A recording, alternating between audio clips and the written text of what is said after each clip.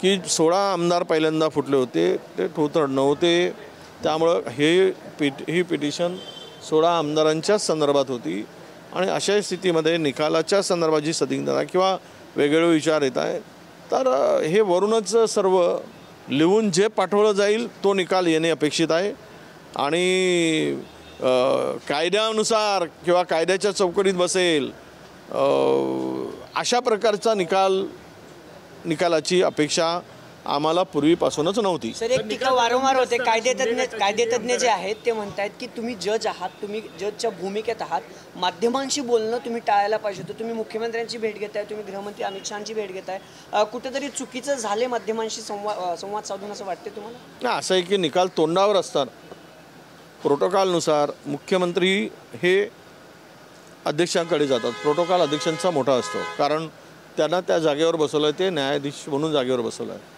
पण न्यायाधीश जर आरोपीकडे जात असतील, त्याचं रिपिटेशन होते खरं म्हणजे, तर हे चुकीचं आहे आणि ते न्याय अपेक्षित होतं, टप्प्यात आलेलं होतं, तारीख जवळ होती आणि त्यावेळेस निकालाच्या अगोदर जाऊन भेटणं हे प्रश्नचिन्ह निर्माण करणाऱ्या गोष्टी आहेत आणि त्यामधूनच हे सगळे प्रश्न उपस्थित झालेले आहेत। या वर्तुळात अशी कुसकुस सुद्धा आहे की आजचा निकाल हा 2 दिवसापूर्वी वर्षावरच्या भेटीतच ठरलेला आहे, तुम्ही याला खरं मानता? तुम्ही म्हणताय तसं वर्षाच्या भेटीत ठरलं आहे की नाही, त्यापेक्षा तो पूर्वीच ठरलेला आहे, फक्त तारीख पे तारीख एवढाच त्यामध्ये वेळ काढूपणा होता।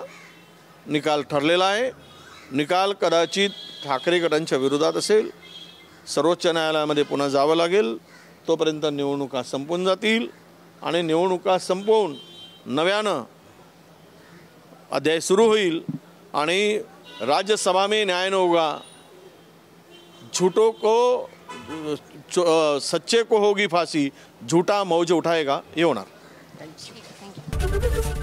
एबीपी माझा, उघडा डोळे बघा नीट।